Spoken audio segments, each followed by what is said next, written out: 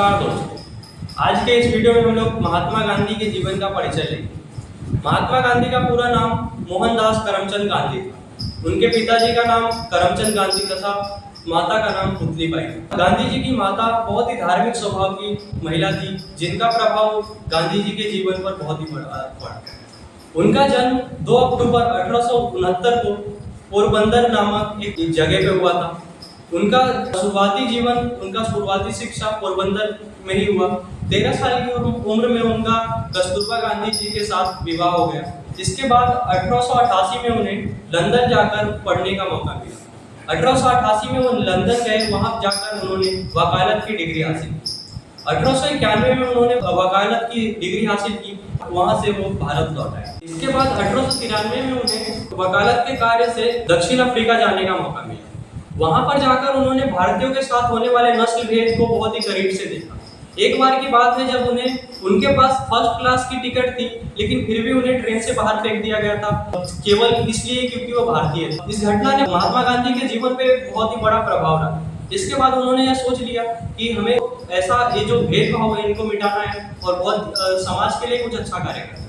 दक्षिण अफ्रीका में उन्होंने सत्याग्रह का उपयोग किया। सत्याग्रह का मतलब होता है सत्य के लिए आग्रह करना।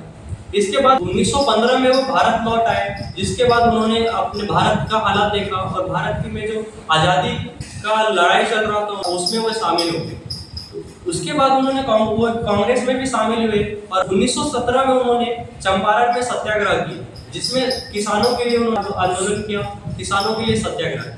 गांधी जी ने 1920 में असहयोग आंदोलन स्टार्ट कर ब्रिटिश के खिलाफ आंदोलन किया। 1930 में उन्होंने दांडी यात्रा यानी नमक सत्याग्रह किया, जिसके कारण उन्होंने नमक कानून जो ब्रिटिश बनाया था उसका विरोध किया और दांडी यात्रा निकाला।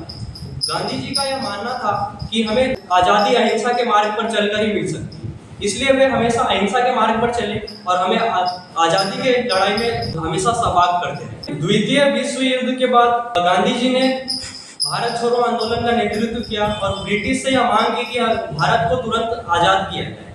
इसके बाद बहुत सारा आंदोलन गांधी जी ने किया और बहुत सारा संघर्ष करने के बाद 1947 में भारत को आज़ादी मिली। भारत की आज़ादी में बहुत बड़ा योगदान गांधी जी का था और भी बहुत सारे ऐसे स्वतंत्रता संग्राम के लीडर थे जिन्होंने हमारे भारत को आज़ाद दिलाने में बहुत ज़्यादा योगदान दिया।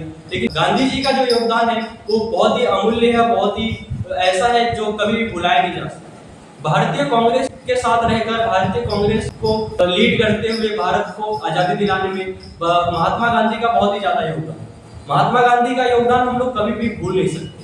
महात्मा गांधी एक ऐसे व्यक्ति थे, ऐसे इतने अच्छे स्वभाव के इतने अच्छे व्यक्ति थे कि अगर हम उनके जीवन का कुछ अंश भी बन जाए तो हमारा जीवन सफल हो जाएगा। भारत को आज़ाद दिलाने के लिए सबसे बड़ा योगदान अगर किसी का माना जाता है तो महात्मा गांधी का माना जाता है। भारत स्वतंत्र तो हो चुका था, लेकिन भारत के स्वतंत्र होने के साथ ही भारत का 2 हिस्सों में बंटवारा हो गया। इस बंटवारे से महात्मा गांधी बहुत ही ज्यादा दुखी थे। महात्मा गांधी कभी भी ये नहीं चाहते थे कि हमारे भारत का विभाजन हो, लेकिन फिर भी इस विभाजन हुआ मजबूरी में, उसके वजह से महात्मा गांधी बहुत ही ज्यादा दुखी थे। 30 जनवरी 1948 को नाथूराम गोडसे नामक एक व्यक्ति ने महात्मा गांधी को गोली मार दिया, जिसके कारण महात्मा गांधी का निधन हुआ। महात्मा गांधी के लास्ट शब्द कुछ ये थे कि सत्य, अहिंसा, स्वराज्य और सादा जीवन। ये महात्मा गांधी के जीवन का कुछ मुख्य उद्देश्य थे, मुख्य वचन थे जो हमेशा महात्मा गांधी लोगों को बताते थे। महात्मा गांधी का संपूर्ण जीवन अहिंसा के नाम पर रहा है और महात्मा गांधी हमेशा यही कहते थे कि हमें अहिंसा का मार्ग पे चलना है और आज के समय में भी हमें अहिंसा का मार्ग अपनाना चाहिए और महात्मा गांधी से कुछ सीख लेना चाहिए। तो मैं उनको आज के इस वीडियो के माध्यम से मैं महात्मा गांधी जी को याद करता हूँ, आप उससे भी अनुरोध करता हूँ कि महात्मा गांधी के विचारों पे चले।